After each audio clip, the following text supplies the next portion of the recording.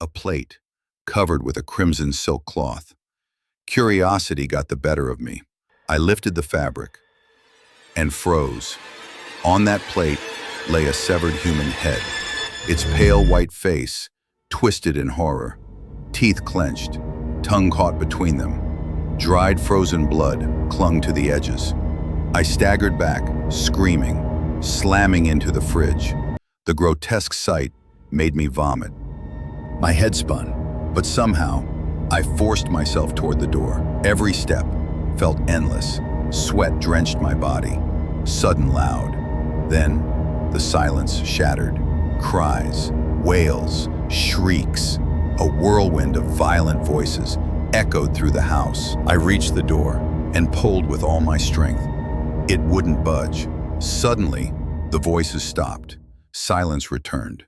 And then, faintly, an old symphony began to play.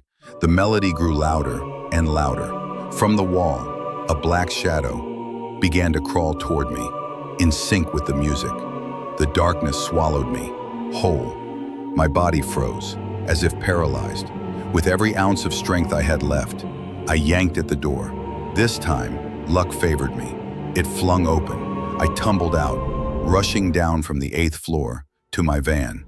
In seconds, without caring for traffic signals, I sped straight back to the company. The moment my manager saw me, he knew something was wrong. I took 2 steps toward him, then collapsed. They admitted me to the hospital. That night, the same haunting symphony echoed in my dreams, jerking me awake in terror. People came to visit, but I couldn't bring myself to tell them what had really happened. Only one thought haunted me. Suddenly, it struck me. Alvin. He had told me about Robin Baker. Now, it all clicked. I called Alvin. "Which asylum is Robin in?" He answered, "Florida." The moment I was discharged, I headed there. After a 6 to 7 hour drive, I arrived at the mental hospital. The staff led me to Robin's room. He stood with his back to me, humming the same chilling melody I had heard in old symphony. I knew then what happened to me was nothing compared to what he had endured. "Hello, Robin," I said softly. "I'm Frederick Smith. You can call me Fed." He didn't move for a while. Then he turned, his face pale and gaunt, dark circles under his eyes. It looked like he hadn't slept in weeks. He glanced at me, then suddenly broke down, sobbing. "I didn't kill him. I didn't kill him." I pulled him into an embrace. I know you didn't." After some time, he finally calmed down. I asked, "Before all this happened, you were handling Route 66, right?"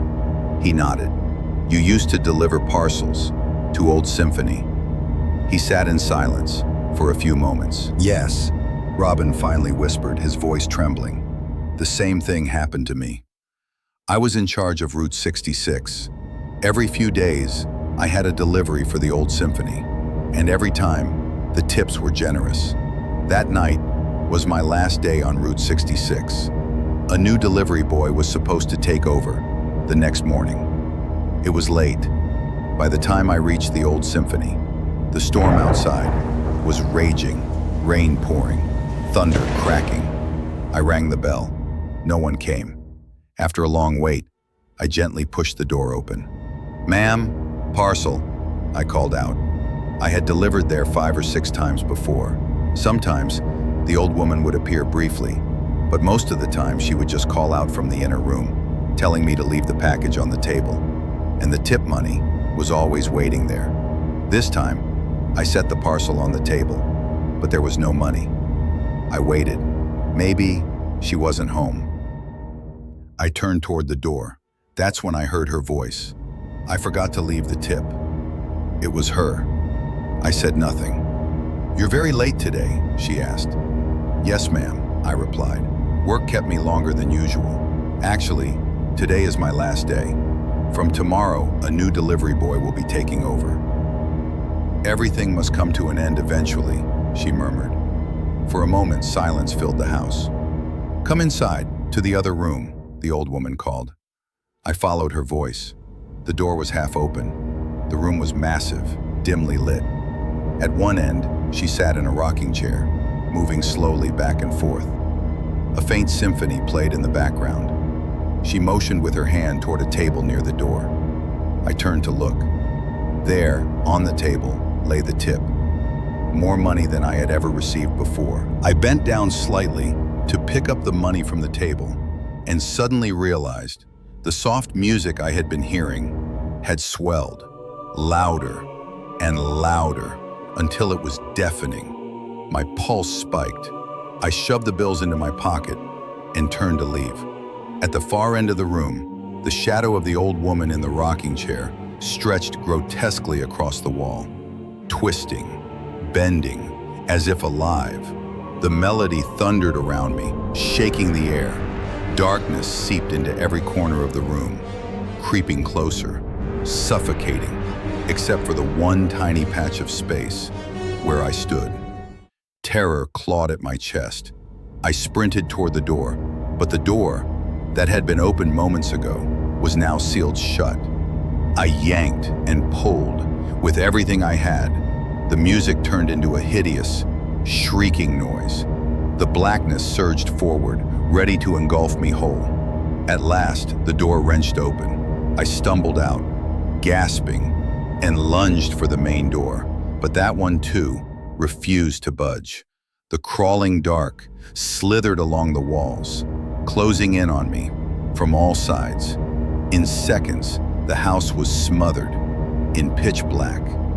And then the melody returned, soft, almost tender, whispering straight into my ears. With one final desperate heave, I hurled myself against the door. It flung open. I bolted down the stairs, my legs carrying me faster than I thought possible. Every step echoing with dread. I didn't stop until I reached the company. There, trembling and drenched in sweat, I told the manager everything I had seen. He barely listened, brushing it aside, as if I were drunk or imagining things. I didn't return to work for 2 days. On the third day, the company called. If you don't want to come to work, then cancel your contract and hand in your resignation. I thought long and hard. Since Route 66 was no longer on my route list, I forced myself back to work. By then, a new delivery boy had been assigned. His name was David. I kept secretly checking his delivery sheet every day. For 10 days, I never saw the words, "Old Symphony." I began to believe maybe, just maybe, the nightmare had ended. But then, on the 11th day, it appeared. Old Symphony. That evening, around 9 o'clock, David picked up the parcel and drove his truck out of the company's lot. Keeping a safe distance, I followed. He turned toward Old Symphony. My heart hammered as I tailed him. David went inside with the package. A few minutes later, he came back down, but then he spotted me. He stormed toward me, shouting, "What the hell are you doing here?" "David, listen to me." I tried to explain, forcing calm into my voice, but he wasn't listening. "Are you so desperate for delivery tips?" he sneered. Our words flared into rage. He shoved me. I shouted back. Soon fists flew. His punch cracked into my nose. I crashed to the ground. When I opened my eyes again, my vision blurred, blood running down my face. Police officers stood over me, and David lay lifeless on the pavement. The cold bite of handcuffs snapped around my wrists.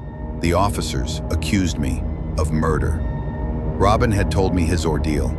Afterward, the two of us sat in heavy silence, the weight of it pressing down like a storm. Finally, I whispered, "What happens next? Who knows?" Robin looked at me, his face hollow, his eyes empty. "A new delivery boy has joined Route 66 now," I said.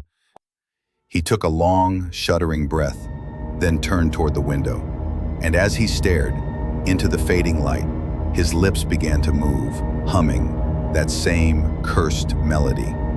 I stood up to leave, but just as I turned, something on the table caught my eye, a white envelope. My blood ran cold as I read the words scrawled across it. To Robin Baker, from Old Symphony.